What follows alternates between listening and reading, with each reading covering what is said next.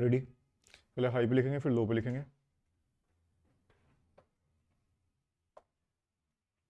Start it. In discussing the demands for grants of the Finance Ministry, we have got to see to what extent the administration of this particular ministry has led to the development of our national wealth and the securing of the welfare which our state claims to have in view. Madam, we must try to analyze very carefully the working of this particular ministry because it is not merely a department of the government, so to say, but it is the nerve center of the administration of the country. I would like first to refer to the role of foreign capital because in determining the manner in which the permission of capital issues has been granted by the particular administration, we should keep in our mind to what extent the interests of our nation have been served. I fully endorse the statement which the previous speaker has made so far as repatriation of the investments made by foreigners and of profits are concerned. We have dealt with this topic quite a number of times, and I do not want to reiterate anything apart from only supporting what the honorable member who just now spoke said. I would now like to deal with the investments of foreigners in India. Madam, the government of our country accepted the proposition that in allowing foreign investment, it should come in only in such industry and such form of production wherein our national investors will not come forward and in which technical skill is wanted. There is also one other factor which the industrial policy of our government of 1948 as adumbrated further in 1949 by the Prime Minister laid down. It specifically said that the control and ownership of such concerns should, as far as possible, be in the hands of Indian nationals and the technical know-how of our country should be developed.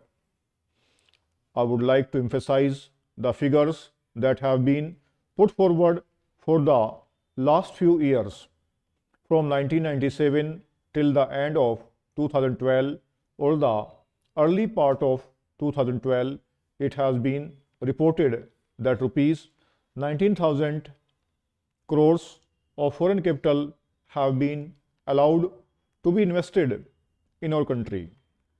Of that, particularly, practically more than rupees 6,000 crore have been allowed to be invested in managing agency and trading enterprises in our country. So far as the government policy is concerned, we find that a sum of rupees 4 crores has been allowed to be invested this year. We do not know how it is to be used up. We have been told that during the period 2008-13, nearly rupees 35 crores have been allowed to be invested in textile machinery and generally in the textile industry.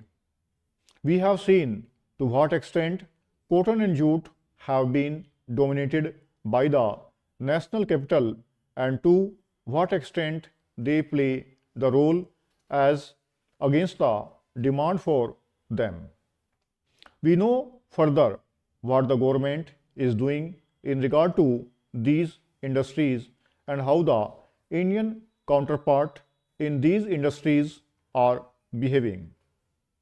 Then why this further penetration of foreign capital? Even in regard to the expansion scheme, we find that paints, shops, electric fans and machine tools are some of the industries where the government has allowed foreign interest to establish or expand their factories. It will adversely compete with the production of the country when the indigenous producers do not find any market in this sphere. Therefore, we have got to see to what extent the capital issue has been regulated by this government and particularly by the finance department so that the national well-being of the country could be guaranteed. Then we have got to look into the fact as to how far the new industries are allowed to function. So far as the oil refineries are concerned, some of them have been established and some more are going to be established very soon. In the control of the administration, the Indians have no share. There are only preference shareholders and they have no voice in the management. So far as the administrative aspect in this industry is concerned, the most important part of it is the technical know-how. They do not guarantee that they will train the Indians. That means they say even after 20 years we will have to face the problem of the know-how in respect of the oil refineries. I do not know why the government are showing softness to foreigners in this matter. Then we have another investment in collaboration with the Indian chemical industries for the manufacture of civil explosives.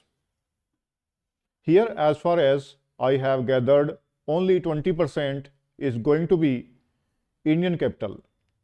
The majority of the shares will remain with the Indian chemical industries. Nobody else has been allowed to make any investment.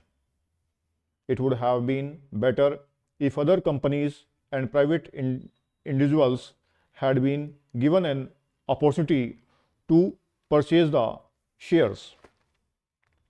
Sir, several questions raised regarding the Defense Ministry and the External Affairs and Irrigation Ministries have been clarified by my colleagues from those ministries.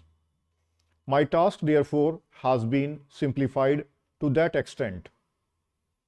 Before I go to the questions, financial and economic, raised by several honorable members, I should like to clarify one or two points which are more administrative than economic or financial. One of them was raised by my honorable friend. He raised the question about the recruitment by the Assistant Superintendent's Departmental Competitive Examination and particularly about the examination held in 2010. He said that about rupees 6 crores were spent for the 2010 examination and later it was declared that no vacancies were available. He therefore suggested that a definite procedure should be there and the examination should be held according to the vacancies declared in advance, and all persons who have qualified in that examination should be eligible for promotion or for appointment. Sir, I do not know whether the honorable member knows how these vacancies are filled. He probably refers to the section officers grade in the Central Secretariat Service.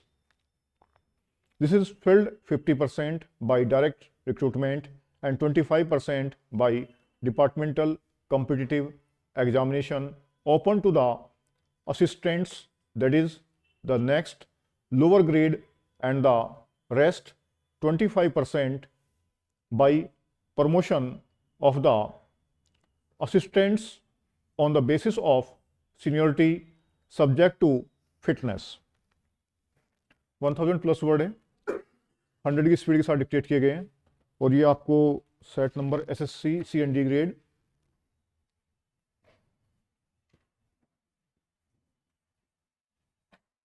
Test 89 YouTube @100 के नाम से मिल जाएगा, जो अभी upload करूँगा मैं इस class के बाद जस्ट। उसके बाद नेक्स्ट जो बोल रहा हूँ वो 80 के नाम से होगा, टेस्ट नंबर 89 अपलोड क्लास के जस्ट बाद करूँगा मैं इसको। अभी 80 पे लिखेंगे।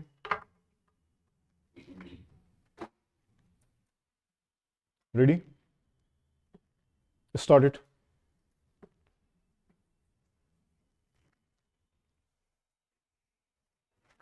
Sir, I rise to support the demands for grants of the Ministry of Human Resource Development. The Honorable Minister is one of the most intellectual and experienced persons in the field of education and is well aware of the need for development of human potential in the areas of education, youth, women, and children. The allocation of funds for the various activities of the 4 departments which constitute his ministry is no doubt in line with their requirements, about which I have nothing to say. My only humble request to the minister is that he should carry out an appraisal of the working of this ministry to find out if the purpose for which the money has been spent has really been achieved commensurate with the amount spent. To me, it seems that a lot more requires to be done in this respect so that the fruits of quality education reach right down to the poorest of the poor and the socially and economically backward classes. The purpose of good education is to make one really knowledgeable and respectable citizen of this country so that he is able to stand on his own feet and live a decent life. Character building plays an important role in this direction and has to be given its due place in education. It must be understood that good education is the foundation of nation's progress, and unless this foundation is made strong and everlasting, no structure constructed on it will stand firm and erect. Therefore, we must endeavor to provide quality education to all sections of the society with particular emphasis on promotion and development of fundamental values like character building, national integrity, secularism, focus on environmental and population education, and so on. It is all the more important that the socially and economically backward classes who form the bulk of our population are drawn into the mainstream of educational activities so that they also contribute their might to the nation's prosperity. Unfortunately, this point seems to have escaped the attention in this year's budget, although there was a mention of it in the last year's budget. The Honorable Minister himself is dedicated to the cause of education, and there is hardly anything more than I can tell him. Nevertheless, I feel that a time has come to us to act, and if we miss this opportunity, we may repent for a long time to come. Considering the deterioration in the moral standard of the society today, special emphasis has to be laid on character building in our educational system. Children being more amenable to changes. Character building should start for them right from the Anganwadi classes up to SSC classes. If children are constantly told about what is good for the country and also what is good for them, it will have a great impact on them. The help of Anganwadi workers who do not have work in the evening can be taken to coach children of first and second standards by telling them stories of great people and their work. This could be supplemented by giving them books depicting the lives of great men and their noble deeds for reading at home, on which questions can be asked next day during coaching. Once a week, audio visual presentation can be arranged on the lives and noble deeds of great men. I am sure this will have the desired effect much more faster. With all the money that is spent on education, who are the people who really get the benefits? If we ponder over this aspect, we will find that it is the affluent few, and those who are both husband and wife are working, who are able to reap the benefits because they have all the money with them to get whatever they want. They can send their children to the best schools, buy costly books and aids, arrange special tuitions, and send them to special coaching classes to score good marks in competitive exams. Even if these children fail to get admissions to professional courses, their parents can always pay capitation fees and have them admitted. But what happens to SC, ST and other economically and socially backward students? They just do not have the right type of atmosphere at home which will motivate them to go to schools and study. Their parents themselves, being illiterate and poor, would prefer their children to help them in their work and earn money rather than spend time on studies. Under the circumstances, it would be nearly impossible for such students to compete with the city students and get admission to prestigious courses. Therefore, I submit that the need of the day is to set up residential schools for SC, ST and other socially and economically weaker students on 50-50 basis. These schools should provide free secondary education and also free boarding and lodging facilities.